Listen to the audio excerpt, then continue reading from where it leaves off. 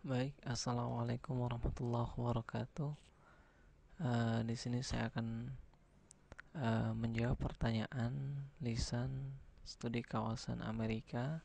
Pertanyaannya adalah bagaimana dampak dari status multiple membership yang dimiliki Kolombia baik dalam ASEAN, CARICOM, Mercosur, OAS, UNASUR terhadap perekonomiannya. Sebelum menjawab pertanyaan tersebut, saya pertama kali ingin menjelaskan tentang potensi yang dimiliki oleh Amerika Latin, termasuk di dalamnya adalah Kolombia. Amerika Latin merupakan kontinen terbesar ketiga di dunia setelah Asia dan Afrika dengan jumlah penduduk sebesar 580 juta jiwa dan sekitar 79% diantaranya tinggal di daerah perkotaan. Sebagian besar penduduk adalah angkatan kerja muda produktif dengan usia rata-rata 27 tahun dan terdiri dari kelas menengah yang tumbuh secara dinamis. Amerika Latin adalah kawasan tertinggi kedua di dunia yang mengalami pertumbuhan dalam jangka pendek dan tertinggi ketiga dalam jangka panjang. Amerika Latin juga memperoleh peningkatan share pasar pangan global menurut data World Bank pada tahun 2011. Posisi Kolombia sendiri di kawasan Amerika Latin adalah sebagai negara terbesar kelima dengan ekonomi terbesar keempat dengan jumlah penduduk berbahasa Spanyol terbesar kedua di dunia. Sedangkan berdasarkan jumlah penduduknya, Kolombia menempati urutan ketiga terbesar di Amerika Latin. Ini adalah merupakan potensi awal untuk menjadi sebuah bangsa yang besar. Kemudian potensi yang lain adalah Kolombia juga menempati urutan ketiga dalam hal globalisasi, kemudian penerimaan foreign direct investment, dan negara paling friendly untuk melakukan usaha di Amerika Latin. Predikat lainnya adalah sebagai negara dengan inflasi terendah di Amerika Latin. Kemudian Kolombia adalah negara mitra yang strategis di Amerika Latin karena memiliki sumber daya energi dan pertambangan yang reliable, berpotensi menjadi aktor utama di pasar pertanian dunia sebagai pintu gerbang yang strategis untuk akses ke Amerika dan bekerja untuk memperkuat berbagai sektor kelas dunia. Kemudian Kolombia juga terbukti memiliki cadangan sumber daya energi terbesar kelima di Amerika Selatan sebagai negara produsen batu bara terbesar ke-10 dan eksportir terbesar keempat di dunia. Juga produsen etanol terbesar kedua di Amerika Latin sekaligus produsen nikel terbesar ke-6 dan berpotensi untuk pengembangan energi terbarukan.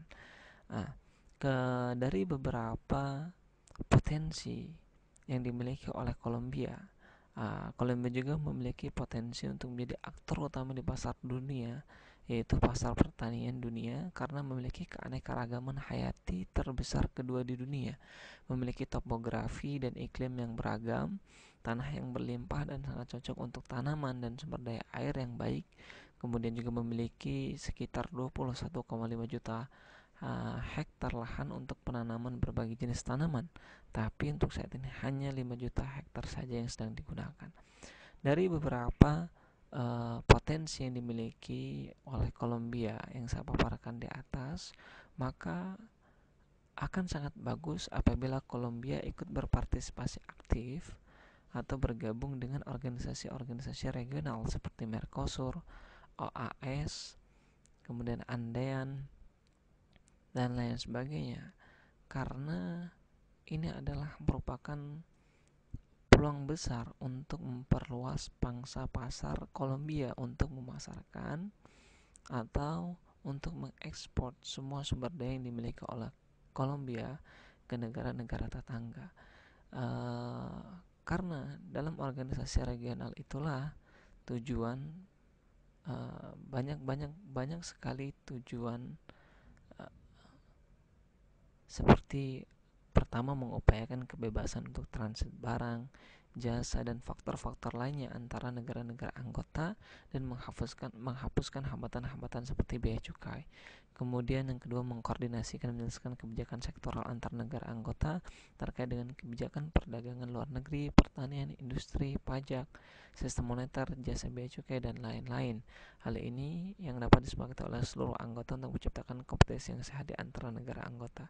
Kemudian mendorong negara anggota untuk berkomitmen dalam menserasikan dan menyelesaikan hukum negaranya dengan kebijakan-kebijakan di dalam organisasi regional tersebut guna menguatkan dan mempermudah proses integrasi. Nah, dengan banyaknya Kolombia bergabung dalam organisasi regional seperti Mercosur, OAS, maka menurut saya ini adalah merupakan peluang besar karena disitulah Kolombia mendapatkan berbagai keringanan, kemudahan di mana tidak ada lagi tarif pajak atau bea cukai yang biasanya dapat menghalangi ekspor dan impor dari satu negara ke negara lain. Salah satu dampak positif yang didapatkan oleh Kolombia dengan bergabungnya dalam beberapa organisasi regional adalah pertama, yaitu yang sangat dirasakan, yaitu adalah sebagai sebuah platform ekspor. Kolombia memiliki 11 perjanjian perdagangan bebas, yaitu FTA dengan 48 negara yang memungkinkan akses khusus ke lebih dari 1.500 juta konsumen. Yang sudah berjalan adalah dengan Peru, Ekuador, dan Bolivia yang kita kenal sebagai negara anggota UNASUR, kemudian negara-negara Mercosur seperti Argentina, Paraguay, Uruguay, dan Brasil, kemudian Chili yang merupakan negara anggota ANDEAN, dan Meksiko, kemudian dan negara-negara North Triangle yaitu Honduras, Guatemala, dan El Salvador yang kita kenal sebagai negara-negara anggota OAS. Perjanjian lainnya adalah perjanjian FTA yang sudah ditandatangani adalah dengan Amerika Serikat, kemudian negara-negara EFTA yaitu Islandia, Norwegia, dan Swiss, kemudian Kanada dan Uni Eropa. Sedangkan masih dalam proses negosiasi dengan Korea Selatan, Panama, dan Turki. Ke depan Kolombia juga akan melakukan perjanjian FTA dengan Jepang, Australia, Selandia Baru, Costa Rica, Republika Dominika, dan komunitas negara-negara Teluk. Kemudian hal positif lain yang dapat dirasakan oleh Kolombia adalah yaitu selama pada tahun 2013 perekonomian Kolombia tumbuh 5,1%. Kemudian turunnya tingkat pengangguran mencapai 8,5% pada bulan November pada tahun 2013. Kemudian selain itu ada banyak lapangan pekerjaan yang tersedia dan banyak lagi potensi-potensi atau dampak positif yang diperoleh. Seperti contohnya Kolombia berpotensi untuk menjadi aktor utama di pasar dunia pertanian. Kemudian Kolombia adalah pintu gerbang strategis untuk akses ke Amerika dengan lebih dari 55 miliar US dollar yang akan diinvestasikan ke dalam infrastruktur pada dekade berikutnya. Hal ini yang mendorong dibentuknya PPP untuk eksekusi proyek di mana sekitar 45% modal berasal dari sektor swasta. Proyek terutama dirancang untuk membangun 5.200 km jalan raya, meningkatkan kapasitas pelabuhan sebesar 69% dan memperbaiki 23 bandara. Tentu dengan diperbaikinya infrastruktur, baik itu bandara, kemudian pelabuhan, jalan raya, dan lain sebagainya, akan mempermudah distribusi dan lancarnya perekonomian negara tersebut, sehingga tentu tingkat kesejahteraan dan kemakmuran negara akan terjamin.